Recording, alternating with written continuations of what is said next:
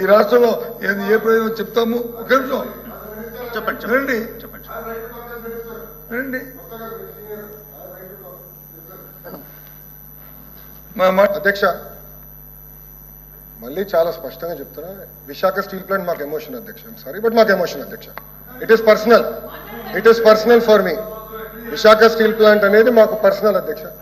అధ్యక్ష, చాలా స్పష్టంగా సుమారుగా 13,000 కోట్ల రూపాయలు 14,000 కోట్ల రూపాయలు మేము తీసుకొచ్చి ఇంజెక్ట్ చేసింది ఏంటి అధ్యక్ష? ప్రైవేటీకరణ జరగకుండా. అది సింపుల్ లాజిక్. నంబర్ 1. నంబర్ 2, నేనే స్టేట్మెంట్ ఇచ్చా, ప్రైవేటీకరణ జరగదు అని స్టేట్మెంట్ ఇచ్చాను.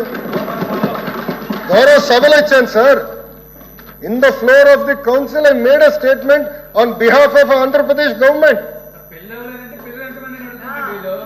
ఎట్లా సార్ ఇది? ఇప్పుడు నేను అడగదలుచుకున్నా, మీరు ఈ రెజల్యూషన్ కి మీరు ఒప్పుకుంటున్నారా లేదా?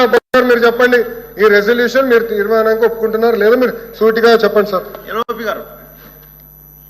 సార్, మేము మాట్లాడినప్పుడు మా పార్టీ తాలూకా అభిప్రాయాన్ని మా రెజల్యూషన్ కూడా పెట్టాము. ఆ పెట్టిన పూర్తి వివరాలని చెప్తాము. దయచేసి ఇప్పుడు డిస్కషన్ ఏంటంటే, జరుగుతున్న చర్చ ఏంటంటే, ఏదైతే మంత్రి గారు ఆవేశంగా ఏ సందర్భంలో కానీ ఆ పీక్కుంటారనే మాట రికార్డులో తొలగించాలి. ఆయన గారు చెడ్డపేరు ఆయన జీవితంలో మచ్చ రైతు ఓన్లాగా చెప్తే ఆయన తాలూకు అమలతను నిలబడతారు. లేకపోతే ఆయన జీవితంలో మచ్చ ప్రజలు తెలుస్తారు. రేపు మాకు అభ్యంతరం లేదు. కానీ ఇలాంటి పరుష పదాలు మహిళా సభ్యుల మీద అలాంటి పరుష పదాలని వాడటం అనేది సమంజసం కాదు. అది సభా సంప్రదాయం కాదు. చెప్పండి మంత్రి గారు. వత్స గారు, మీరు మంత్రిగా ఉన్నప్పుడు శాసనసభ సాక్షిగా మా అమ్మను అవమానించినప్పుడు మీరు ఏం చేశారు సార్? మా తల్లిని అవమానించినప్పుడు ఏం చేశారు అంటున్నా? మీరు మారుతారా? మహిళల గురించి మీరు మారుతారా? నేను కళ్యాణి గారు అన్నాను. నాకు మహిళలు గౌరవిస్తాను మా అమ్మ నాకు నేర్పించింది సార్. మీ నాయకుడికి నేర్పించలేదేమో, నాకు నేర్పించారు. మహిళలు ఎట్లా గౌరవించాలో నాకు తెలుసు సార్. శాసనసభ సాక్షిగా మా తల్లిని అవమానించారు. కావాలంటే video will play it now. Audio ఉంది దాంట్లో క్లియర్ గా. ఒక తల్లి ఆవేదన బాధ నాకు తెలుసు సార్. నేను చూసా. 3 నెలలు పట్టింది మా తల్లి రికవర్ అయ్యేదానికి. You please don't lecture me on respecting women. నేను కళ్యాణి గారు అన్నాను.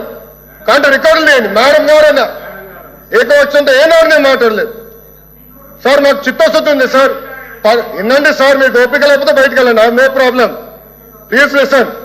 మీ తల్లిని అవమానిస్తే మీరు రిటర్న్ మారుతారా? మీ భార్యను అవమానిస్తే మీరు రిటర్న్ మారుతారా? మీరు మాకు లెక్చర్లు ఇస్తారా? నేను మేడం గారు అన్నాను, కళ్యాణి గారు అన్నాను, సార్ ఏమన్నారు? మేడం గారు అన్నాను. నేను మేడం గారిని ఏనాడు అనలేదు. మహిళ అంటే నాకు గౌరవం సార్. ఆయన పార్వల్ రెస్పెక్ట్ ఉంది. అరే మీకేం తెలుసా? అట్లా మారుతా లూజ్గా ఏం మారుతున్నారు తెలుసా మీకు? ఒక తల్లిని అవమానిస్తే ఎంత బాధపడుతుందో మీకు తెలుసా? నేను చూశాను. 3 నెలలు 100 రోజుల బాధ నేను చూశాను. మీరు చూసారా? ఒక మహిళ అవమానిస్తే, శాసనసభ సాక్షి అవమానిస్తే ఎంత కుమిలిపోయిందో నేను చూశాను. మీరున్నారా? మాధవచ్చు మీ తల్లి గురించి మారమంటారా? ఈరోజు ఇదే మీకు నేర్పించింది మీ ఇంట్లో. ఈ రోజు కూడా మీ కార్యకర్తలు ఏం చేస్తున్నారండి? మా మహిళలు వ్యతిరేకంగా పోస్టులు పెడతారా? మా మహిళలకి వచ్చే విధంగా పోస్ట్ పెడతారా? పొరపాటున మా ఒక్క కార్యకర్త భారతిరెడ్డి గారి వ్యతిరేకంగా పోస్ట్ పెడితే జైలుకు పంపించిన ఘనత తెలుగుదేశం పార్టీది. అది మాకు